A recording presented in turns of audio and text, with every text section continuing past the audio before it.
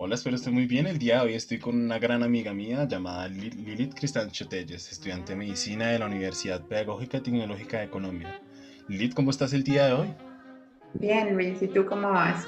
Estoy muy bien, gracias Lilith. El día de hoy te reuní para realizar una pequeña labor en la materia de géneros periodísticos de la Universidad de Unión Agustinena, en donde voy en el tercer semestre de Comunicación Social y Periodismo. Bueno, el Ok, día de hoy te realizaré unas pequeñas preguntas sobre la carrera que has llegado a tener como vocera de los distintos movimientos en los que has sido partícipe, ¿de acuerdo? vale. Vale, cuéntame, ¿qué personas te influyen a participar en los distintos grupados feminiversas, el- la Red Joven de Profamilia, la Casa de la Mujer en la UPTC? Cuéntame. No, pues para empezar, o sea, todo inicia por una situación personal. Y es que cuando estaba en todo el proceso de crecimiento como una mujer trans, empiezo a encontrar muchas falencias dentro del sistema que debería ser quien nos apoya, en realidad, como lo es el sistema de salud.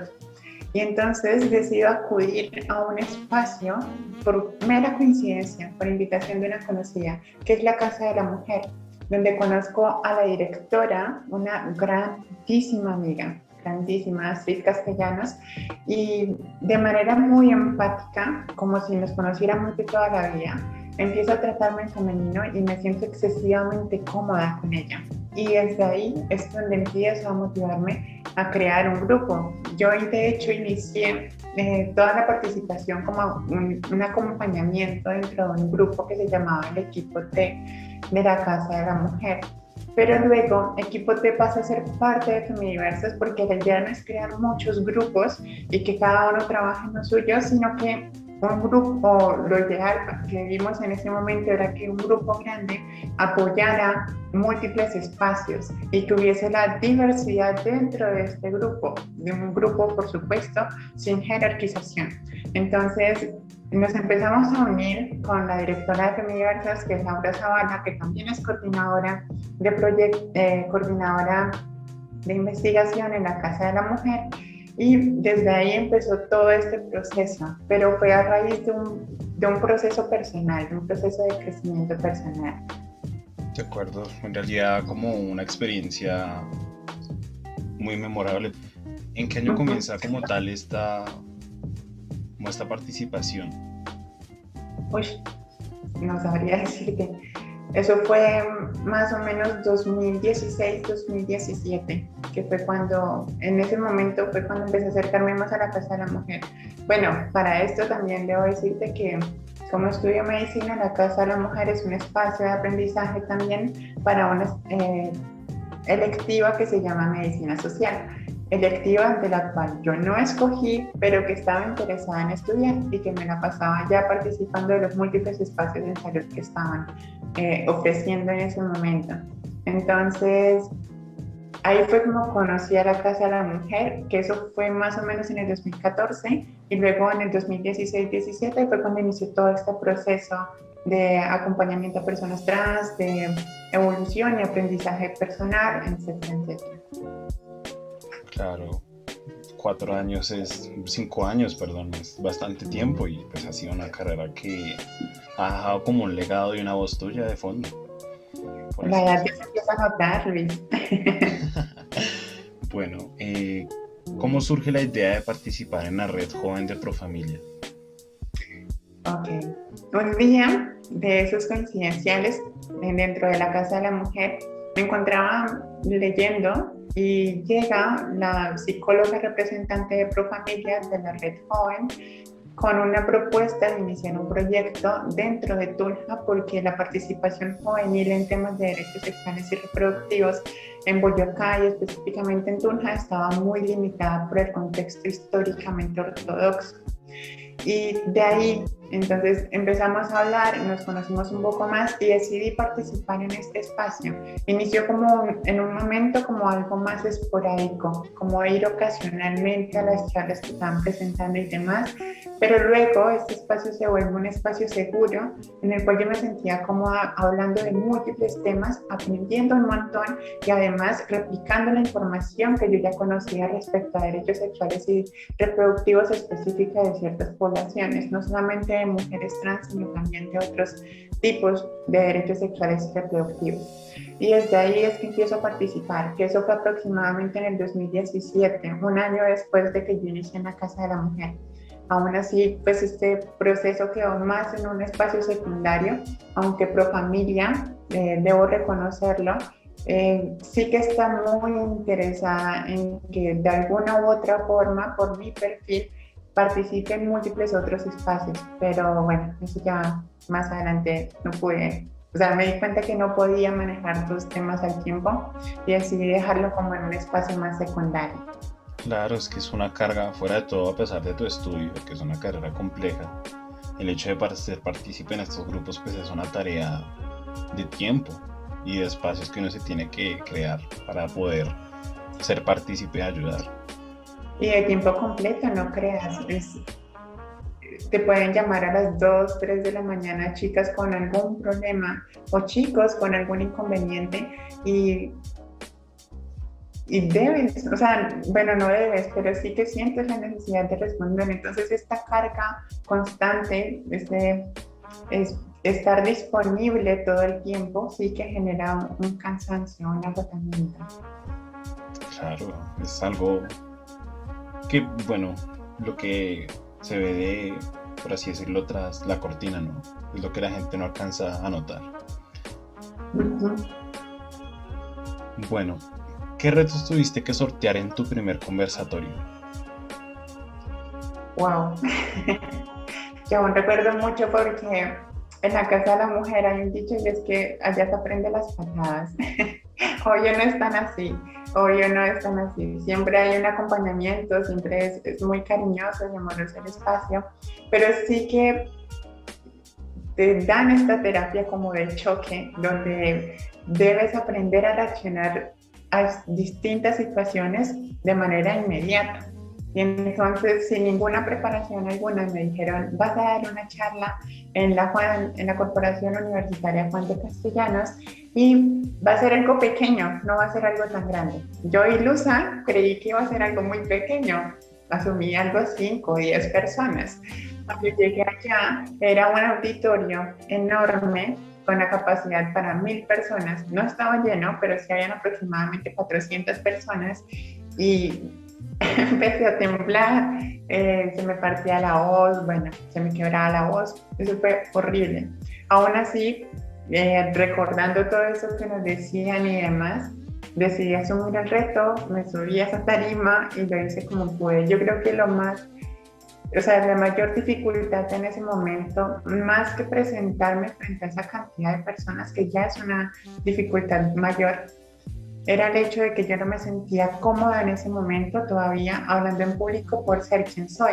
Y eso incluye múltiples situaciones como lo es mi apariencia física o incluso mi voz. Y no me sentía cómoda y eso triplicaba aún más la dificultad de esta experiencia. Aún así, el resultado fue totalmente maravilloso y no me arrepiento de haber estado ahí en esa terapia de choque que hizo mi querida Laura.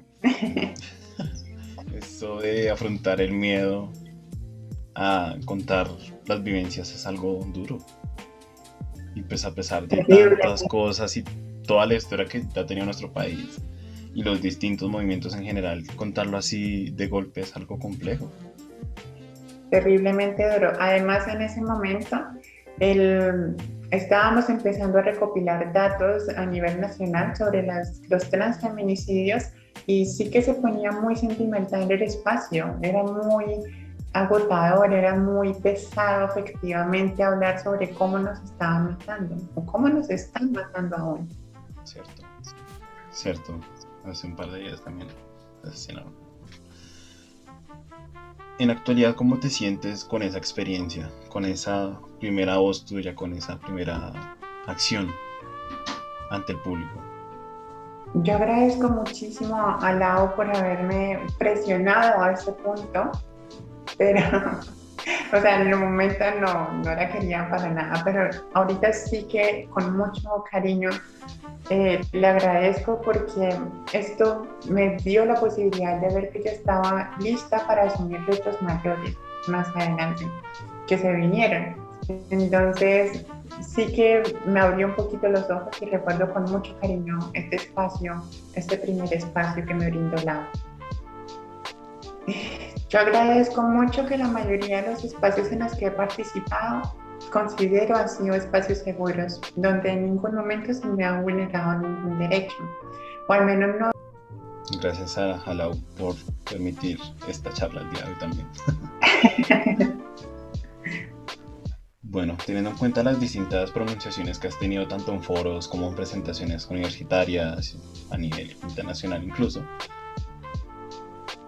¿cómo, cómo es ese sentir de que ciertas personas o cierto grupo de personas te llega a considerar un ejemplo a seguir?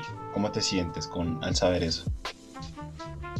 De manera directa o de manera intencionada, pero sí que me he puesto o me puso muy mal hace poco un auge que se presentó respecto a los movimientos trans excluyentes, que si bien no se dio específicamente en espacios de foros o charlas, sí que se daba en lo paralelo a estas charlas.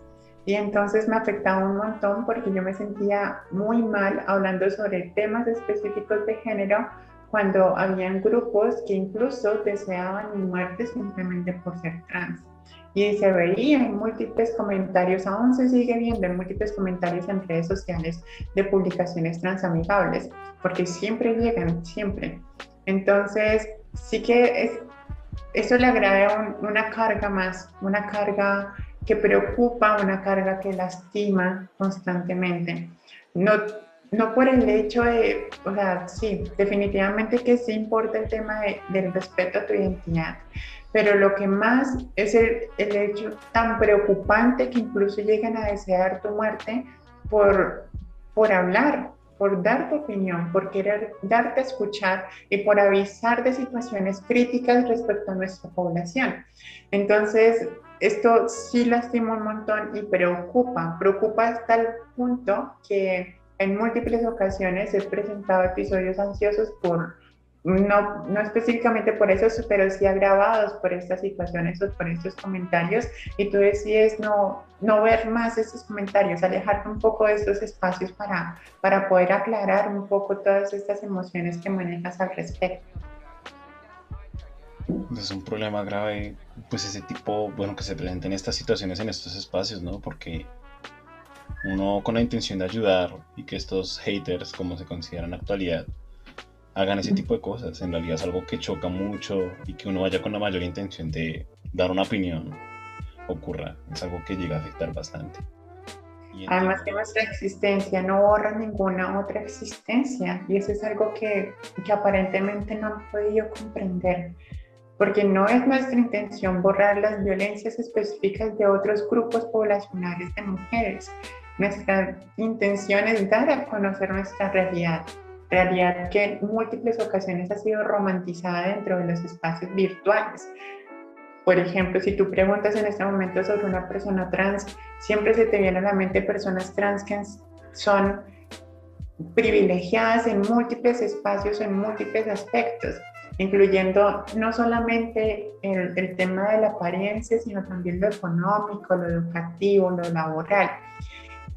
Y no es esa la realidad de la población o de la mayoría de la población trans aquí en Colombia específicamente, y en Latinoamérica tampoco. Entonces es que hay que tener un poco de cuidado con eso, y cuando queremos expresar estas realidades es que choca, y por alguna razón que no comprendemos aún, no sabemos por qué les choca a ellas o a ellos, estos movimientos trans excluyentes, reconocer que nuestra situación también es crítica. ¿Qué consejo le darías a las generaciones futuras y a los periodistas de la actualidad?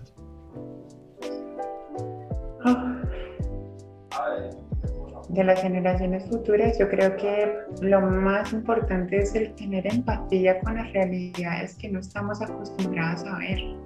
La mayoría de nuestros privilegios nos sesgan un poco sobre las verdaderas realidades de nuestro propio país que no queremos conocer, porque nos han enseñado que están mal, tener la intención de ver cuál es nuestra realidad como país, como comunidad, como población colombiana.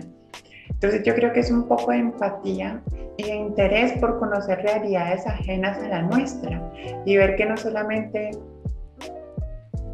o sea, y ver que no toda la población colombiana tiene los privilegios que brinda, o que tenemos nosotros como población que al menos tiene, por ejemplo, acceso a Internet. No sería posible con una persona de escasos recursos económicos estuviese en este momento, por ejemplo, en esta entrevista o que estuviese hablando contigo, precisamente porque ni siquiera tendrás celular y eso no es algo tan infrecuente cuando te acercas un poco a la realidad. Y si tienes celular no tendrás conexión a internet. Entonces, bueno, al menos una conexión fija que te permita establecer una videollamada. Entonces yo creo que es un poco de empatía y el interés de conocer realidades diferentes y que estas realidades muchas veces no son tan mediáticas, pero sí que son muy importantes de reconocer. Y ahí es como el mensaje que dejo específicamente para los comunicadores sociales, y es que no se guían exclusivamente por lo mediático, sino pues una razón diferente, y es que hay múltiples realidades que deben ser conocidas y que ustedes tienen en la mano todas las herramientas y todas las habilidades necesarias para darlas a conocer y dar un granito, brindar un granito de arena para cambiar, para modificar esta realidad desde la presentación. Obvio, sin cosificar ni hacer esto típico de la institucionalidad, que es llegar a una población a hablar con ella, investigar, obtener un beneficio propio, pero no dar